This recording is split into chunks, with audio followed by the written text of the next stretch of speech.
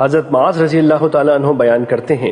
رسول اللہ صلی اللہ علیہ وسلم نے مجھے 10 چیزوں کا حکم دیتے ہوئے فرمایا: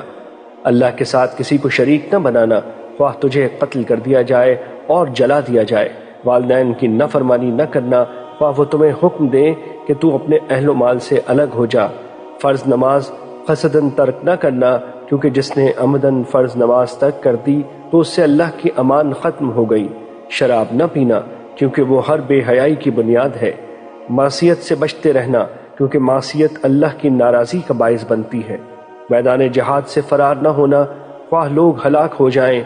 جب لوگ طاعون کی وجہ سے موت کا شکار ہو جائیں اور تم ان میں موجود ہو تو پھر وہیں رہو، اپنی استطاعت کے مطابق اپنے مال میں سے اپنے اولاد پر خرچ کر،